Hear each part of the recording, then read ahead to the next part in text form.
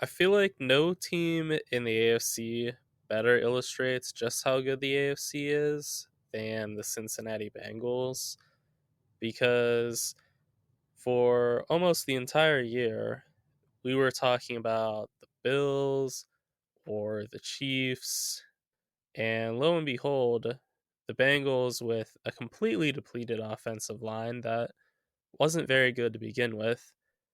They go into Buffalo and just handle them completely, and we're just all there like, yeah, I guess the Bengals are pretty good. While acknowledging the Bengals, though, I don't want to discredit the Chiefs in any way. Listed below are the stats for Mahomes and Burrow this year, and they show that where Burrow was great, Mahomes was just a little bit better, and that was across basically all of the stats. So yeah, the Patrick Mahomes sprained ankle situation really has me nervous for the Chiefs, and I think that's why the spread is as it is, where the Bengals are the favored team. I don't know. I think if there were no health concerns for Mahomes, especially with the Bengals offensive line being so depleted, either way, I think that's a bit surprising that Cincinnati is favored, and I don't think it's to do with them being 3-0 against the Chiefs or whatnot. I think bettors are smart enough to know that that's not a sustainable trend. So is that to say though that I do think the Bengals are going to lose to the Chiefs? We'll look at the matchups first and then we'll decide on that. The personnel thing that worries me most for the Chiefs is the Bengals have an answer to Travis Kelce, and their answer is multiple answers, which is ideal since you never know if Kelsey's going to dominate any given player on any play. So it's nice to have a mix of guys you can throw at him to hopefully, in conjunction with each other, find a way to slow him down. Those players are at the linebacker level, you have Jermaine Pratt, who was rated PFF's best coverage linebacker in the NFL. And behind him, you have Logan Wilson, who wasn't far behind, as he was 13th out of 73 linebackers in PFF coverage. So that's incredible that their linebackers are so good at covering. And that's great because it poses a legitimate answer to who are you going to match up on Kelce. And you're not going to have to deal with a real size disadvantage. They're both 230 plus linebackers, so it's not like they'd be giving up 40 pounds on Kelce, but maybe if he proves too shifty for them, which is a possibility. Jermaine Pratt is a very good athlete, and Logan Wilson is a solid one. But if he's too athletic for the linebackers, the Bengals also have Von Bell and Jesse Bates as safety options. And this isn't including Mike Hilton, who I think is just a bit too undersized for maybe throwing a slot at him. But you have four legitimate options for containing Kelsey. And again, that's not to say that it's going to be one on one all the time. It's largely going to be if Pratt is on him, then Wilson is also probably going to assist. Or, Von Bell is going to be down in the box and can make a play in an area that Kelsey might go to. So they have a bunch of good guys that are able to slow down Kelsey, and that's very rare to see. Another thing I like for Cincinnati defensively is that they have arguably the best defensive coordinator in the NFL in Lou Anarumo. So I trust their scheming against the Chiefs, which I think you should as well at this point, because who would have guessed that last year in the playoffs, mind you, Patrick Mahomes would have been shut down in the second half by a defense deciding to just rush 3 players against him on most plays. Lou Anarumo is really good, and he adjusts when he needs to.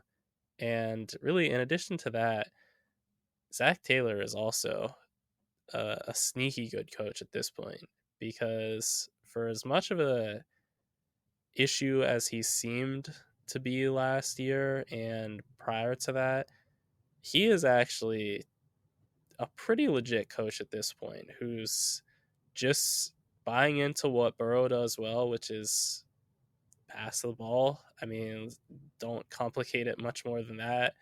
He is good at a lot of quick game concepts, but he's also, as we know, lethal deep down the field with especially Jamar Chase, but T. Higgins to a great degree as well.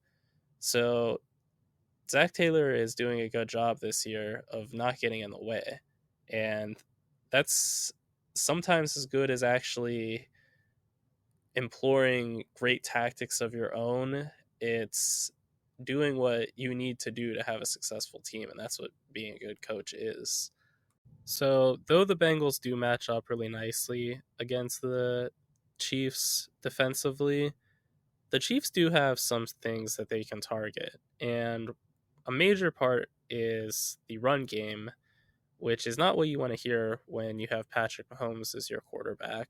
But at the end of the day, it still will be a factor. And the Chiefs are set up nicely for it because they rank fourth in PFF run blocking grade, and the Bengals are conversely 19th in run defense per PFF, which is a little bit skewed because DJ Reader, their all-world defensive tackle, was hurt for a lot of the year. It's still what their number is, and it's hard to project what it would be with Reader. Though this may seem overly simplistic, I think the success of the Chiefs' defense will come down to if they abandon the blitz game aside from in certain spots, because really when they blitz, they're saying L'Jarius Sneed and Trent McDuffie are able to go blow for blow with Jamar Chase and T. Higgins.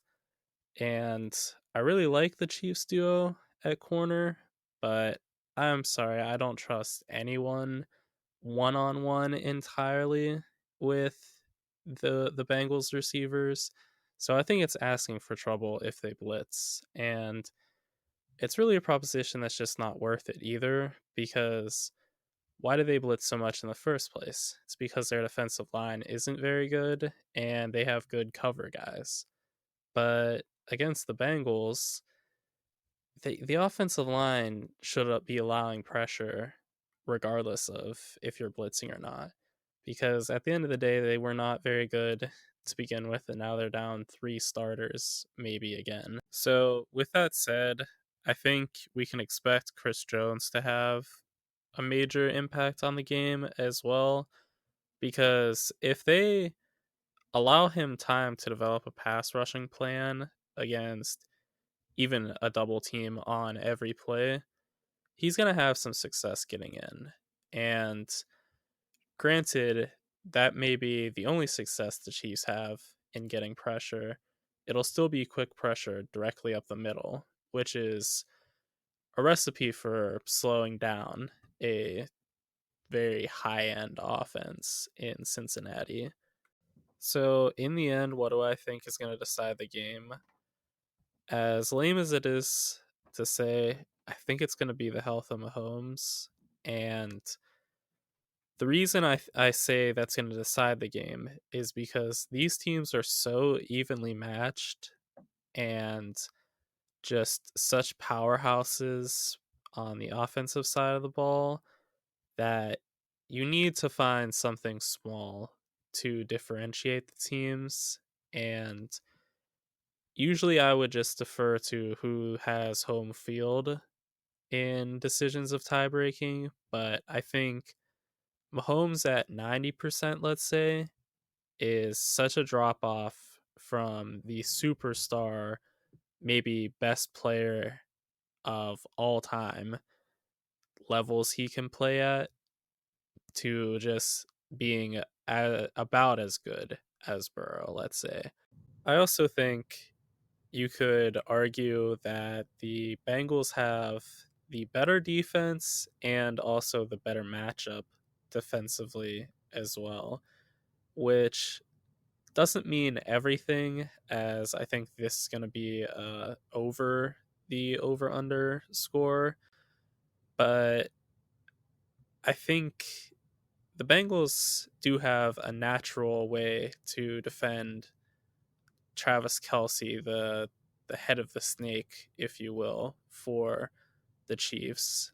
And in addition to that, they're not a bad defense. Like, they really aren't. They aren't special by any stretch, but they're very good in some key spots.